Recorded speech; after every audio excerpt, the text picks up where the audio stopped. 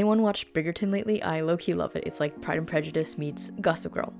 Anyway, I've been sort of pondering a question for a while and wanted to make a video on it. So basically, how much does cubing cost? Wait. Before you click away because you thought to yourself, why should I care about this? I would like to entice you to stay with this picture of a cute puppy. Not my puppy. And all of my terrible jokes to come. So why should you care? Regardless of if you pay for your cubes or not, cubes do cost money and cubing does cost money, not 100% of the time, and I may make a video about this. And money is important. Some view it as a vice, some view it as the root of all evil, and some view it as an instrument to build wealth. Money runs a lot of the world, obviously, and I thought it would be interesting to make a video considering how money relates to cubing. And if you like finance/money related topics, I'm planning on making a second channel where I cover all things finance, money, investing, trading, blah blah blah related, so stay tuned for some announcements.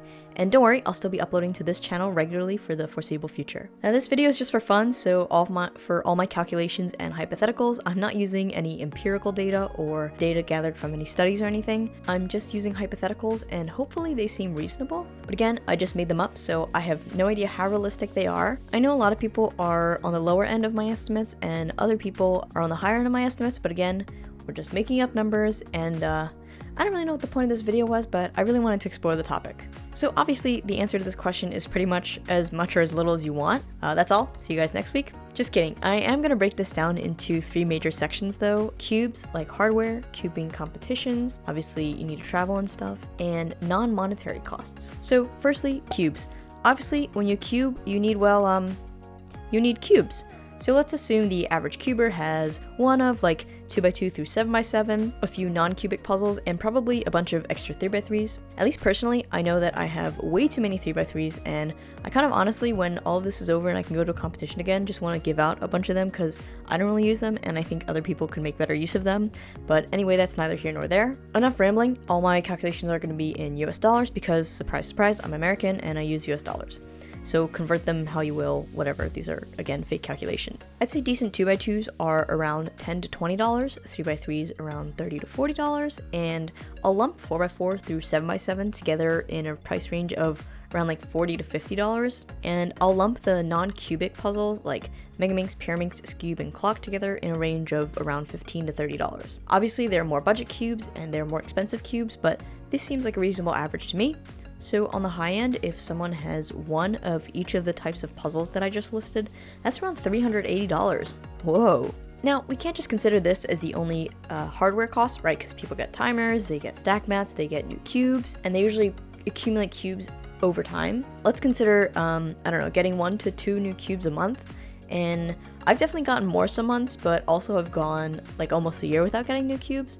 So this seems average? Unclear. I don't know. Still making stuff up as I go. So let's say the average purchase is around $25, and for around twice a month, that's around $50 a month. So doing some quick math, that's $600 a year, which, wow, okay. Now that we got cubes covered, aka hardware, let's talk about competitions or experiences as it relates to cubing. This for me is what I think is the best part of cubing. So for sake of argument, let's assume first and foremost that there is not a large pandemic in the world, and that you're willing and able to attend 1 competition a month or around 12 competitions a year. On top of that, let's set aside 2 special competitions, 1 international competition, something like World Championships or European Championships, and 1 larger national competition, so for me, something like US Nationals, where the other 10 competitions would be something like local competitions within, say 300 miles. Again, I'm American, I know the metric system is better, but we use miles here, so whatever. For local competitions, I would say the main costs are gas, food, and tolls. From personal experience, I would say this is around $30 per competition.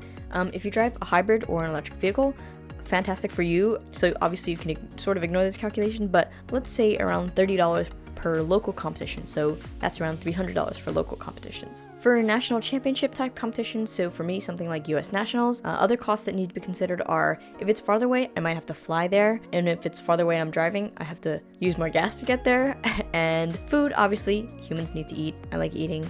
Another big one for larger competitions is hosting, or like, I guess where you stay and where you would sleep, because if you're unable to stay with a friend or a family member, you'll have to stay in a hotel or an Airbnb, and that can run you quite a bit over a week or so. So I'll say around $800 for a national competition. Obviously this will depend if you're flying, driving, staying with friends, whatever, but this seems like a good ballpark. Lastly, the big competitions, so the Euros, the Worlds, the Asian Champs, etc., things like that, we've still pretty much got the same expenses. They're just usually more now. So for example, flights, international flights are significantly more expensive. Any potential visa fees if you're going to a different country, and food. I feel like I spend more on food internationally because I'm like, ooh, I want to try this thing I've never tried before in this country I've never been to before. And of course, lodging, so Airbnb, hotel, staying with friends, etc. And usually when I'm able to spend a little bit of time in a new country, I try to experience new things, so sometimes that comes at the cost of money. I've definitely spent on like foreign foods and experiences, and I thought they were totally worth it. So the range for an international competition can definitely range, but I'll say it's around $3,000 total. Again, I'm not really sure, but this seems like an amount that people would spend on international travel vacations, and sometimes competitions just kind of turn into that. So quick maths, we've got $300 for local competition, $800 for a national competition, and $3,000 for an international competition. That comes up to $3,830. That's a lot. The last cost that we need to consider is not actually a monetary cost. There are other costs in life besides money, so most notably opportunity cost. By spending time practicing, going to competition, traveling, competing, you're not doing other things. Obviously. Basically, time is a currency, and even if you don't pay for your cubes or competitions, you're paying with your time. I definitely love this though, and I'm super glad that I chose to cube and continue to cube. I'm not really sure how to quantify this, but I just kind of wanted to briefly touch on it. So after all those hypotheticals, where I pulled assumptions basically out of a hat, let's do some math. Don't worry, I'm almost done. For actual cubes, we'll go with around $380 for a starter cube set and $600 a year for new cubes. For competitions, again, we'll say like $3,830 a year, and we'll just add the unquantifiable opportunity cost onto there. So that's $4,430 a year, plus whatever cubes you start with, and obviously opportunity cost. To put that into perspective, the median salary in the United States is around $50,000 a year pre-tax, so that's just around 9% of the median salary per year. For someone making $15 an hour, that's just shy of 300 hours of work. So in conclusion, cubing can cost a lot of money,